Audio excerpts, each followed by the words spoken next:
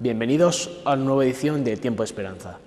En esta ocasión queremos reflexionar sobre la Reforma Protestante que tuvo lugar en el siglo XVI.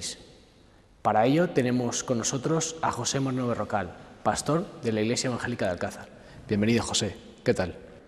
Bien. ¿Y vosotros, cómo estáis? Ante todo, ¿qué fue la Reforma? Bien, la Reforma es uno de los grandes acontecimientos de la historia. De hecho, no podemos entender el mundo moderno, el mundo actual, sin tener en cuenta que hubo esta Reforma llamada protestante del siglo XVI.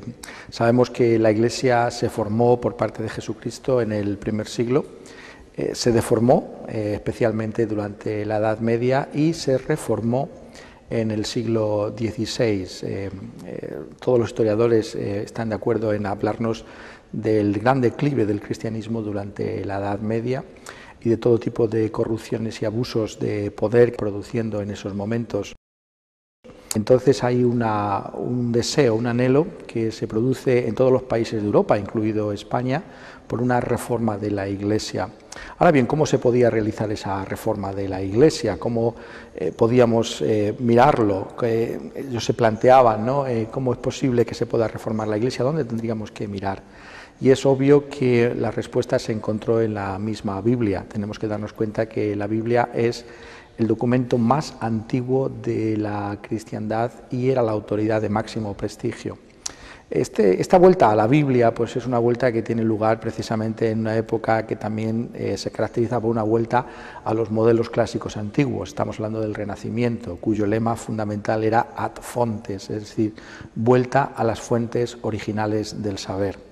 Entonces, también los cristianos se dan cuenta de que si quieren reformar la Iglesia y librarla de los abusos en los que se encontraba, tenían que ir a las fuentes originales del cristianismo, y esa fuente es exclusivamente la palabra de Dios, la Biblia, lo que llamamos las Sagradas Escrituras, sobre todo el Nuevo Testamento. Nuevo Testamento porque el Nuevo Testamento precisamente está escrito por los apóstoles de nuestro Señor Jesucristo, personas que estuvieron con Jesucristo y que fueron escogidas especialmente por Jesucristo para ser sus testigos, para llevar al mundo el mensaje del cristianismo, un mensaje que quedó plasmado en los 27 libros del Nuevo Testamento. Sabemos que no solamente hubo apóstoles que escribieron, sino personas que estuvieron con estos mismos apóstoles. Por ejemplo, los 4 evangelios, sabemos que 2 de ellos fueron escritos por apóstoles del Señor Jesucristo, Mateo y Juan, y hay otros 2 evangelios que han sido escritos por Marcos y por Lucas. Marcos sabemos que acompañó al apóstol Pedro y Lucas acompañó al apóstol Pablo. Entonces, detrás de todos los escritos del Nuevo Testamento, pues tenemos personas que convivieron con los apóstoles o que eran los mismos apóstoles del Señor Jesucristo. Por tanto, esta es la autoridad más antigua.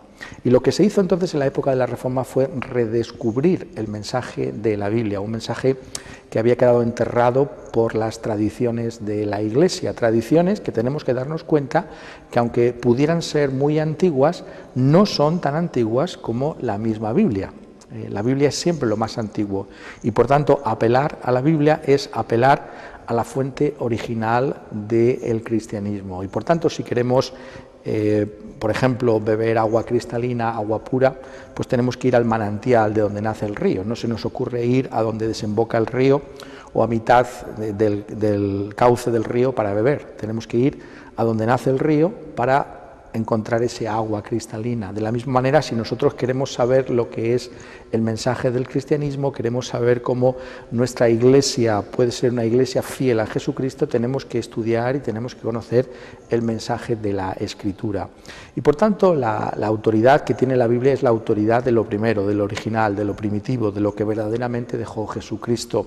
Todo lo que ha venido después, pues en muchas ocasiones han sido mensajes que han oscurecido el mensaje del mismo Señor Jesucristo. Y por tanto, cualquier tradición que a nosotros se nos pueda traer, nosotros tenemos que llevarla a la luz de la Biblia. La Biblia es la autoridad suprema y final. Y por tanto, la Reforma del siglo XVI tiene que entenderse como esa vuelta a la Biblia, esa vuelta a la autoridad final de la palabra de Dios, que tiene que ser la que juzgue a tradiciones, la que juzgue a las iglesias. Ninguna iglesia puede juzgar a la Biblia o ponerse por encima de la Biblia, sino que toda iglesia tiene que sujetarse al mensaje de la palabra de Dios. Y la Biblia es también, estaba dando a entender, realmente el libro que tiene mayor prestigio. En el cristianismo podemos hablar de personas piadosas u hombres que trajeron mensajes preciosos, pero el mayor prestigio lo tiene la palabra de Dios. ¿Por qué? Porque es la palabra que viene de aquellos que estuvieron con el Señor Jesucristo y fueron comisionados por el Señor Jesucristo.